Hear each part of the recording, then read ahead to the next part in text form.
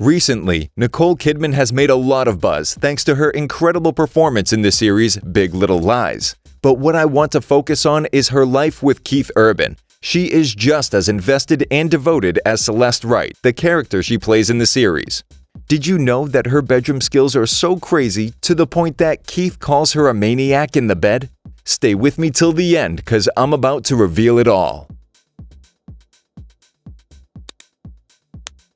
Not long ago, there were rumors circulating that Keith Urban and Nicole Kidman have decided to lead their own separate lives. The rumors suggested that although they have been living together for a while, the reason for their separation is not because they have fallen out of love, but it's for work reasons. I mean, isn't this always what they use as an excuse when it comes to celebrity splits?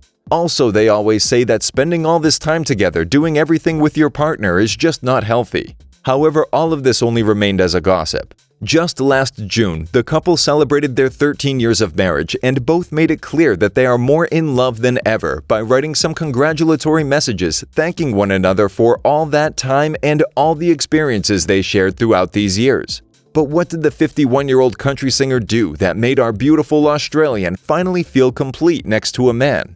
Well, to answer this question, we have to talk about her marriage to her ex-husband, Tom Cruise. I know, I'm not a fan of that either. Even Nicole herself tries not to talk about it, but bear with me because I'm going to make a point here. Nicole and Tom were married in 1990 when she was only 22. However, 11 years later, in 2001, they divorced because of irreconcilable differences. However, soon after, Kidman opened up about her marriage and confessed that when she married Tom, she was too young and that she soon felt that she was just the wife of an extremely powerful man, and her career was limited to roles that were offered to her because of her husband, not for her own talent.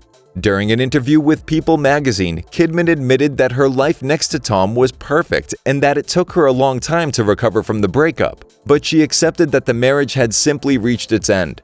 In addition, in October 2018, the actress published a New Yorker essay in which she claimed that her marriage to Tom had protected her.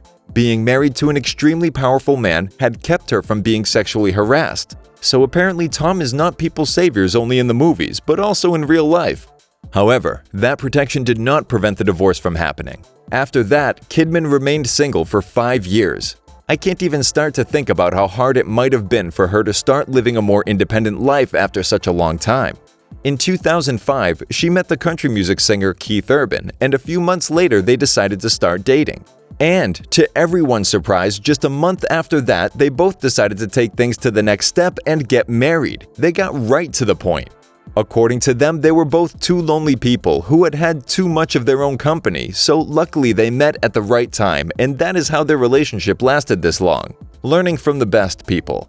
Another thing that helped their relationship last was their mutual help and understanding. Just a month after the wedding, Nicole helped Keith with his addiction and even brought a life coach into their home to work with him and to help him mentally prepare for his tour. And almost immediately, the musician decided to enter rehab. That is why in all the interviews, he always acknowledges the effort his wife put in to help him with his addiction. If it weren't for her, he might have never been able to get out of it, since he had entered rehab before Nicole was in his life, but it never actually stuck.